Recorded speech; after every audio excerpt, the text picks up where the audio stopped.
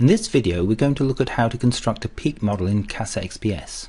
The peak models that we will create are for spectra that derive from this type of material. And this material has been chosen because we've got three different atoms, nitrogen, oxygen and carbon. They all have 1s photoemission lines, and we find nitrogen appears once in this material in a triple bond with carbon, so we would expect to see one peak for nitrogen 1s.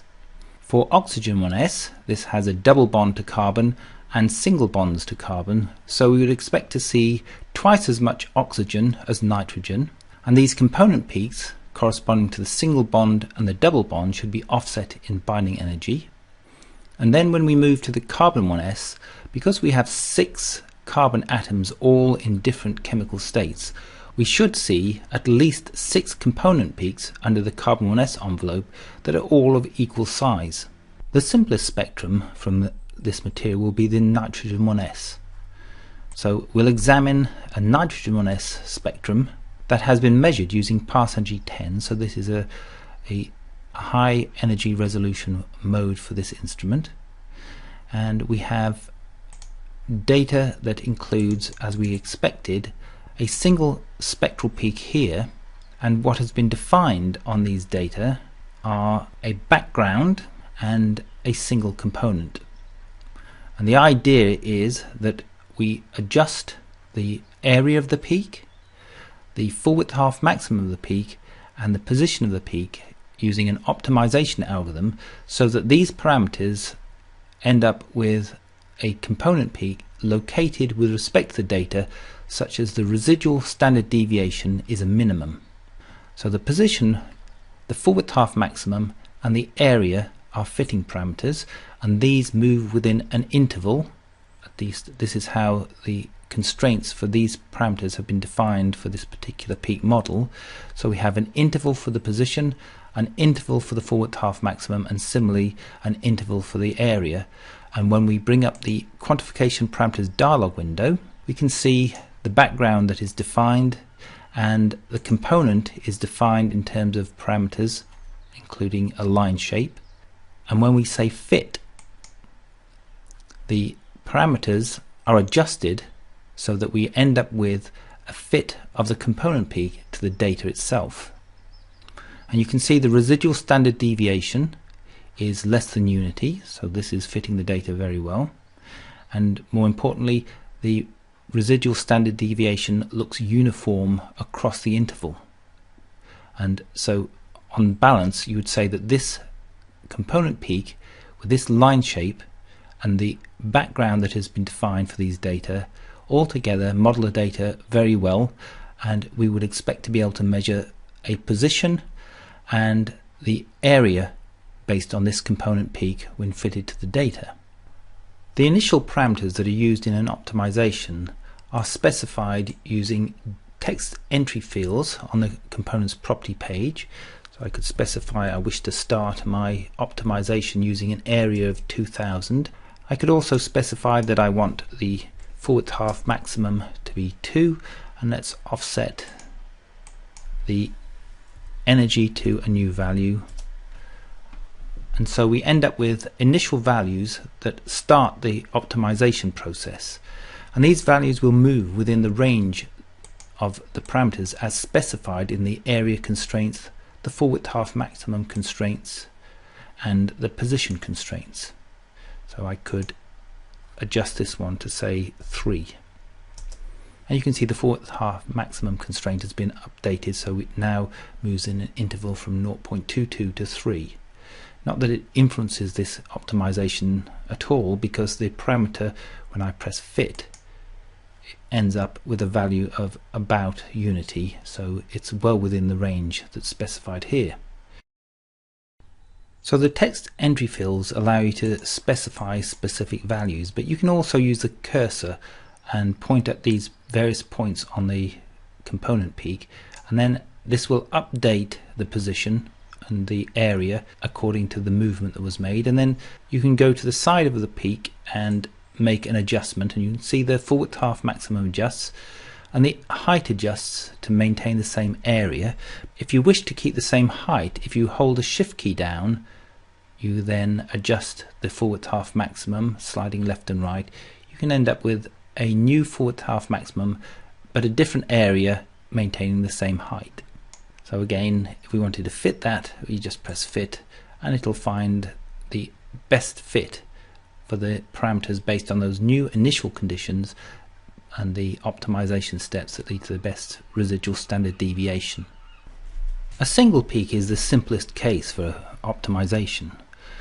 The next peak that's worth looking at in these data are associated with the oxygen, because we've got oxygen single bonded to carbon and then we've got oxygen double bonded to carbon. So if we now look at the oxygen peaks, we see that there are two peaks, and this gives us the opportunity to start from the beginning and go through and create a background which then approximates the signal that corresponds to scattered electrons, inelastically scattered electrons, that result in a loss of energy from photoemission peaks with higher energy.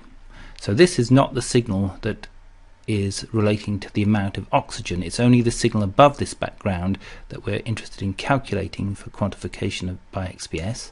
And once we've got a background set up, we can then apply a pair of peaks. I'll just turn off the fill option and then I will adjust this peak and add another peak. These two peaks must correspond to the two different bond states for oxygen, and when we say fit, we obtain an approximation to the positions for these in terms of binding energy, and these will be characteristic of these different bond states, and the relative intensity of these peaks, well, they should be 1 to 1. So this is approximately 1 to 1, and as it stands, these peaks have been fitted using 6 optimization parameters: area, forward half maximum and position, and there are 2 of them, therefore there are 6 parameters. So if we adjust these in any way and then say fit, we return to the optimization state that appears to be best for these data. We can also introduce constraints when we've got a pair of peaks so that we produce fewer fitting parameters.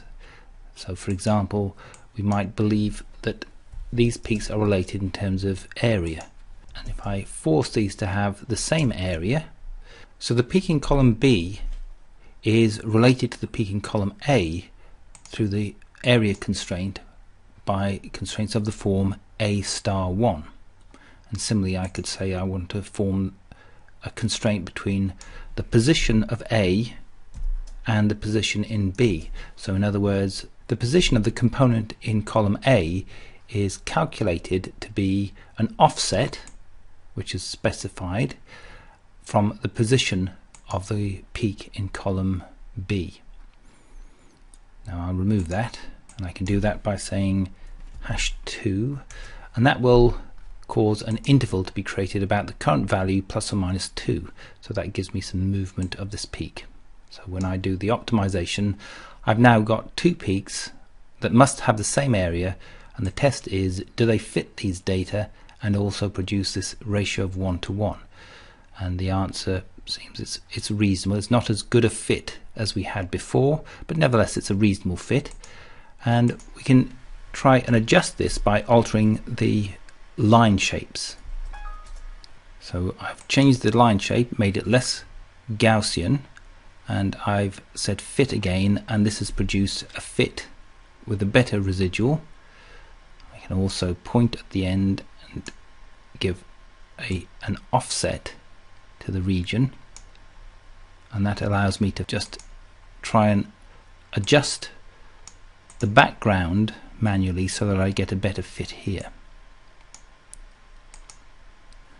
And having adjusted the background, where the background ties to the data under mouse control, and then saying fit, I've ended up with a similar sort of residual with these 2 peaks, the same quality of fit, looks like a uniform residual standard deviation, and a value that was about the same as for the nitrogen. So from this, although I can't deduce that I have the same area ratio based on optimization, I've imposed that, so this is my interpretation of these data. But what I can say is that if this is true, then the component peaks will have positions of these two parameters. So let's see how to display those parameters. So I'm bringing up the annotation dialog window, the components property page, and I can include a few of these items now.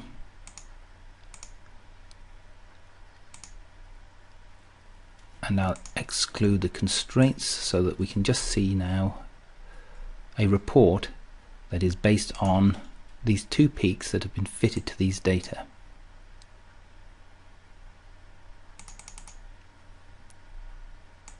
The next level of complexity for these samples is in the carbon 1s, and that's because of all of these possible bond states.